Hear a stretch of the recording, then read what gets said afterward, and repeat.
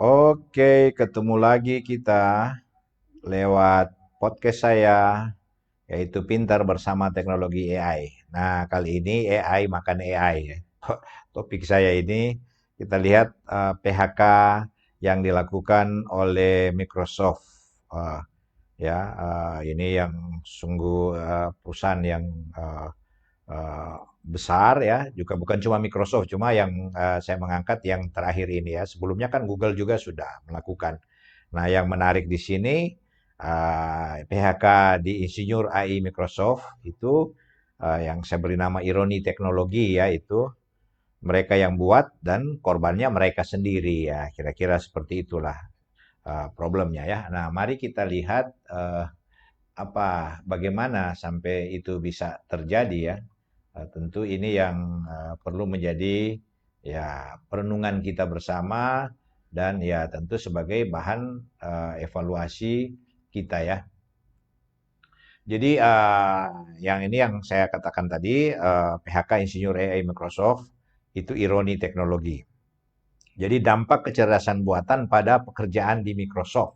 Jadi mereka yang membuat dan mereka yang kena PHK oleh karena adanya teknologi AI ini. Nah, ironinya itu membangun pengganti sendiri. Artinya kenapa saya memilih ironi itu ya apa? Karena jadi mereka membuat saya katakanlah saya membuat membuat program-program aplikasi. Saya kan sedang membangun sekarang ini, sedang bekerja baik menggunakan ChatGPT, menggunakan program-program sendiri, itu program-program yang menggunakan algoritma AI itu ya one day itu ya sudah yang seperti saya buat prediksi mau cari yang saya buat program sendiri pakai algoritma machine learning ya. Salah satu algoritma machine learning itu ya bukan tidak mungkin itu kalau saya lepas dan orang kan saya memang sudah lepas itu ya.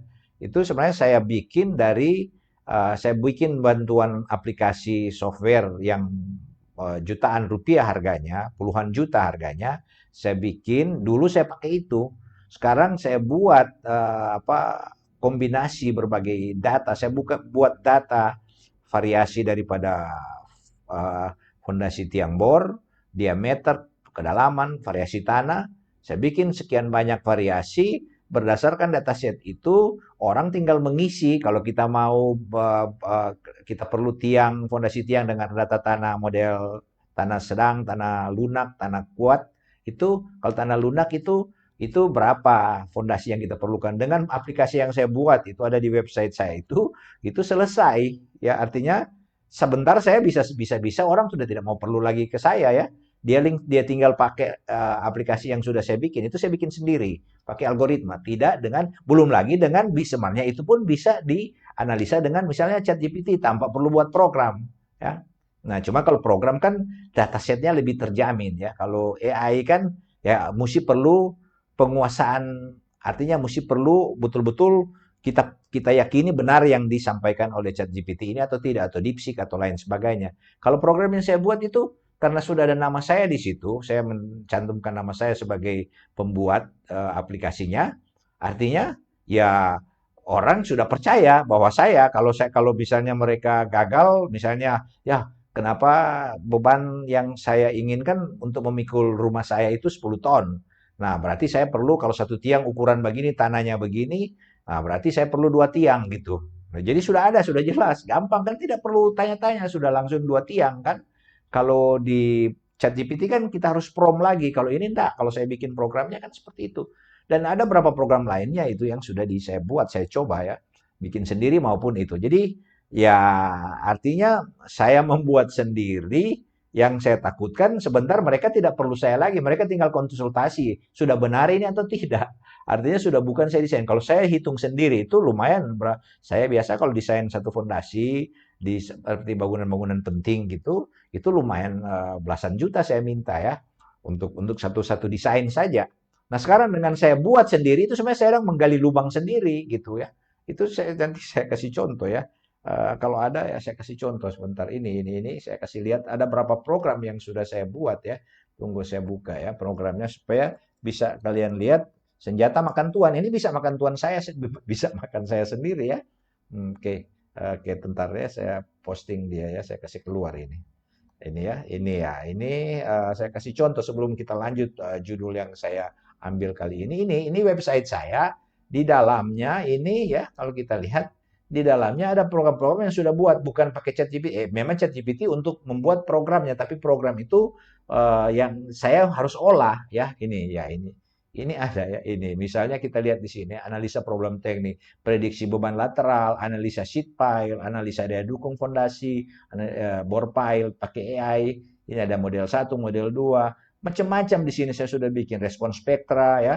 Yang ini perlu berapa software jutaan. Ini saya sama dengan ini analisa daya dukung fondasi bore pile ini software yang saya pakai, dataset yang saya pakai itu dataset. Dan ini Anda tinggal isi ya. Ini kalau tunggu ini ada error, saya ada ganti-ganti, ya ada error sedikit ini itu. Jadi nanti, tapi ini satu contoh, sudah jadi. Ini satu contoh bagaimana ini ya saya bikinkan ini sudah jadi datasetnya orang tinggal input data di sini. Kita mau perlu berapa fondasi rumah saya ini 2 lantai ya perlu minimal 10 ton. Nah itu jadi berapa itu ini ada error saya ada edit karena saya lagi bikin kasus diafragma radang paru-paru ya. Saya lagi bikin aplikasi untuk kesehatan radang paru-paru pakai machine learning dan karena besar itu ada sedikit. Dan ini semua ini program kesehatan macam-macam saya bikin di sini ya.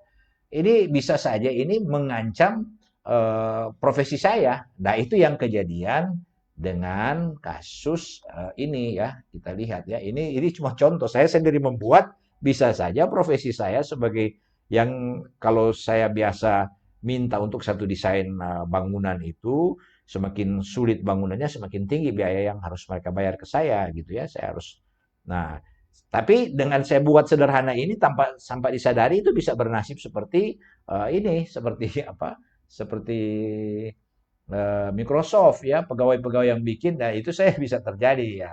Tapi saya kan sudah tetapkan mereka ada yang mereka masih tetap perlu ya ada. Nah, tapi paling tidak ini pelajaran buat saya sendiri ya. Saya membuat menggali lubang untuk saya sendiri gitu ya. Orang-orang seperti saya, tapi ya saya harus beradaptasi. Tidak bisa saya diam kan. Ya, kalau memang sudah bisa seperti itu, nah apa yang harus saya buat? Nah ini satu poin penting. Jadi ironi membangun pengganti sendiri. Tadi saya sudah tunjukkan juga program-program yang saya buat yang bisa mengganti keahlian saya sebagai profesor di bidang geoteknik ahli fondasi ya. Gitu. Saya bikin pakai AI, bisa mereka pakai itu dan bisa insinyur pengembang AI justru terdampak PHK. Jadi mereka yang membuat, mereka yang terdampak. AI yang mereka bangun menggantikan sebagian besar tugas mereka. Iya, artinya mereka sendiri yang kena sekarang. Apakah mereka secara tak sadar melatih pengganti mereka sendiri? Itu juga pertanyaan ke saya tadi. Saya sudah bikin banyak kan mau kalau di geoteknik kan sheet pile lah, fondasi lah, gempa lah. Itu saya sudah bikin semua ya. Bikin sendiri bukan pakai ChatGPT. Di luar yang saya bisa olah pakai ChatGPT ya. Di luar yang saya langsung pakai ChatGPT. Kalau ChatGPT tetap masih perlu keterampilan ya. Tidak bisa kita minta begitu saja. Kalau program yang saya bikin pakai algoritma AI itu ya sudah karena saya sudah based on dataset yang saya bikin sendiri ya. Jadi ya itu. Tapi apakah saya sedang membuat yang akan menggantikan saya sendiri? Wow, I don't know. Saya tidak bisa ke sana ke sini, tapi paling tidak, dan ini bukan cuma saya, orang lain sudah bikin, lebih ahli dari saya sudah banyak kan yang ahli AI. Jadi yang kita mau beli, misalnya kita mau desain longsor itu, saya harus beli bisa pakai Plaxis atau desain fondasi pakai Plaxis itu, harga Plaxis yang biasa saja itu untuk versi edukasi itu 300 juta. Nah kita bikin dengan AI itu hanya berapa yang saya bikin itu tidak lama saya bikin, cuman tenaga saya aja saya keluarkan. Ya, begitu juga yang lain-lain ya. Itu jadi jadi ya ini yang dilema tapi ya paling tidak saya sudah siap untuk itu ya.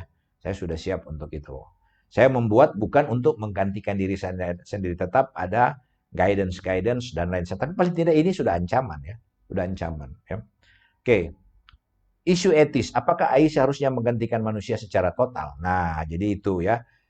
Jadi saya termasuk yang membuat AI sendiri itu, apakah saya sedang menyiapkan pengganti saya? Dan tanpa saya bikin, orang lain akan bikin. Nah, jadi justru saya mendahului, saya belajar di mana celah ruang yang tetap saya itu masih berfungsi atau saya masih dibutuhkan ya. Dan saya sudah berpikir sampai situ ya, sudah berpikir walaupun dengan PHK Microsoft dan Google ini itu menjadi ya apa istilahnya renungan bagi kita yang bermain ke AI dan resikonya seperti itu. Nah, jadi oke, kita lanjut ironinya ya. Paradoks produktivitas. AI disebut sebagai terobosan produktivitas ya. Namun hasilnya justru PHK besar-besaran. Jadi ya terobosan kita berharap produktivitas, akhirnya korbannya yaitu kita sendiri ya. Nah, ya, tapi saya yakin yang terkena dampak ini ya enggak masalah karena mereka bisa bikin kan seperti saya bisa bikin kan. Akhirnya saya nanti sebentar nanti bisa menjual program bisa saja ya. Siapa tahu saya akan menjual program. Kan sekarang ini saya kasih karena dalam tahap latihan bisa saja, tapi itu latihan sebenarnya sudah bisa langsung digunakan ya. Saya jamin karena apa dataset yang saya buat itu sudah sudah sangat bagus ya, sudah lumayan. Jadi ya memang saya pakai dan itu biasa saya desain pakai itu sama gitu ya. Nah, jadi ya bisa saja saya bukan beralih profesi jadi bisa pembuat program ya, bisa saja bisa pembuat program dan kalau ada masalah kan mereka konsultasi ke saya. Itu bisa saja di situ. Karena apa? AI ini sudah apa yang saya buat itu sudah bisa dipakai oleh orang awam sekalipun. Sama juga dengan ChatGPT mereka bisa bikin ya. Jadi ya di sini saya yakin juga ini yang kena PHK mereka karena mereka mampu bikin, mereka pasti akan bekerja mencari terobosan-terobosan. Kalau mereka sih saya tidak takut karena mereka pasti punya solusi untuk mereka, pasti ada ya. Hasilnya AI bantu tulis hingga 50% kode, tapi pekerja manusianya dikurangi. Ya, ya itu karena dia jadi sama dengan program yang saya buat itu, dulu kalau saya mau bikin sendiri bahasa programan ya, saya kan pernah belajar lama waktu saya studi S2, S3 itu saya belajar bahasa programan. Cuma waktu itu saya pakai Fortran dan Basic ya. Nah sekarang bahasa programan Fortran atau Basic karena pada saat itu yang top untuk engineering dua bahasa programan ini. Nah sekarang kan kalau untuk AI itu banyak Python atau Java ya, Python dan Java. Dan saya tidak terlalu sulit migrasi dari Fortran ke atau bahasa C juga saya pernah belajar ya dari bahasa pemrograman yang ini saya pindah ke Python ya sudah. Dan dulu itu kalau kita mau buat sendiri programnya minta ampun rasanya enggak bisa ya. Saya juga waktu di sana programnya sudah ada, tinggal saya mengedit mana yang karena sudah dibuat oleh pendulu-pendulu yang memang programmer ya. Kan kita belum berstatus sebagai programmer. Mengerti program, bisa mengedit program, tapi belum dalam taraf programmer. Karena kalau programmer itu dia mesti bisa membangun seluruh program itu dari nol. Ya. Nah itu ya. Kalau kita yang kita belajar itu baru di apa ya pengguna program ya pengguna program. Nah, kita mengedit apa semua kita bisa semua. Bisa juga kita bikin, tapi perlu waktu ya kalau untuk itu.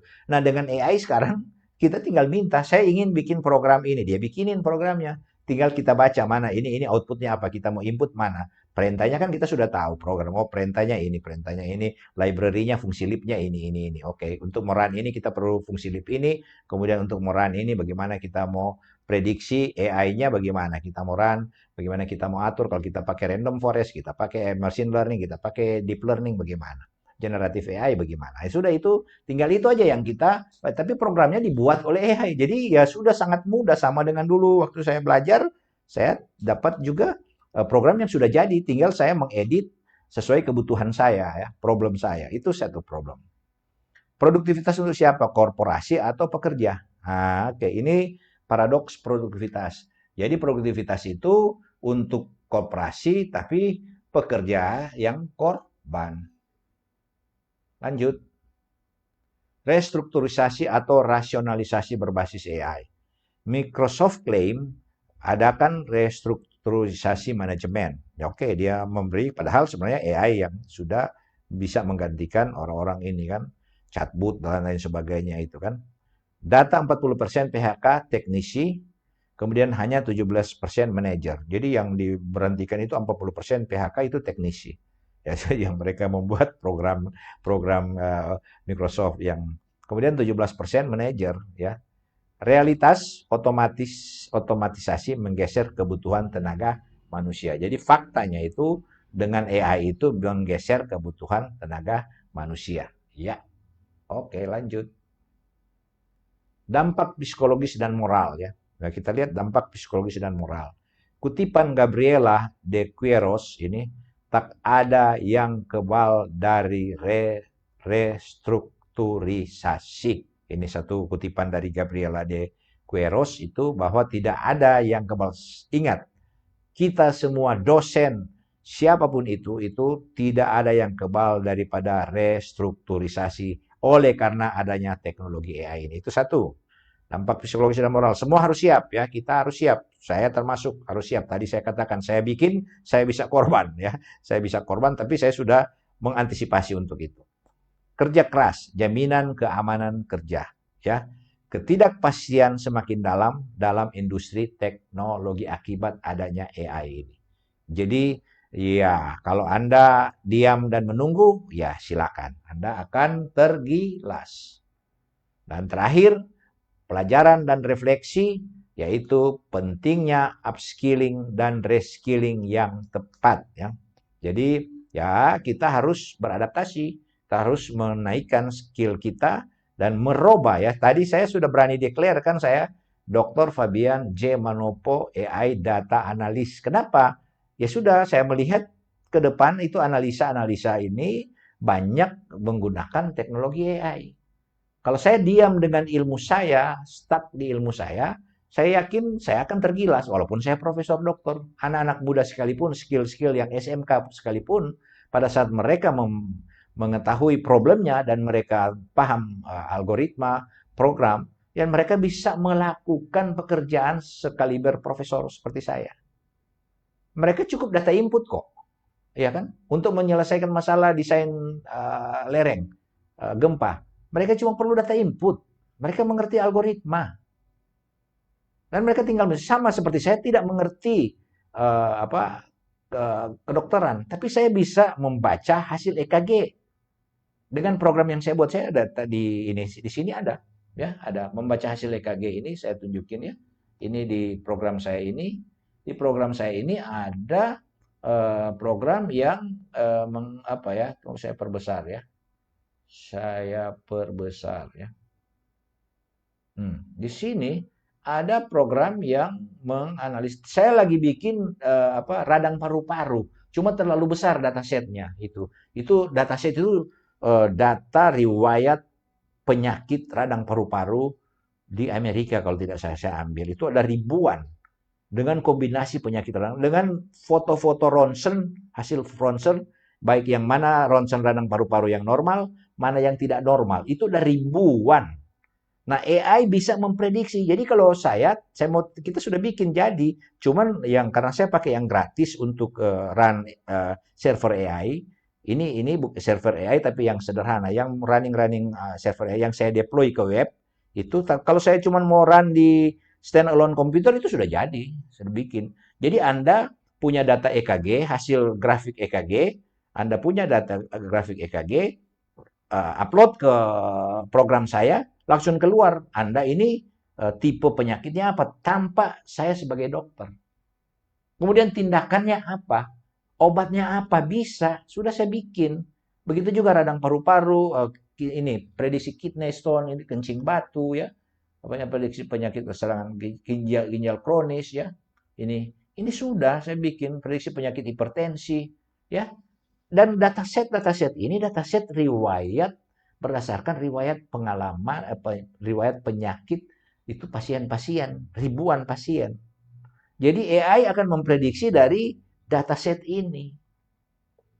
Jadi DP probability dan tidak mungkin meleset karena dia akan mencari kelebihan AI kan. Dia kalau Google kan dia cuma search. Beda apa AI dengan Google kan? Kalau Google yang biasa bukan AI, kita search ya dia akan mencari referensi website yang menyediakan data itu. Kalau AI dia mengolah data yang dia punya.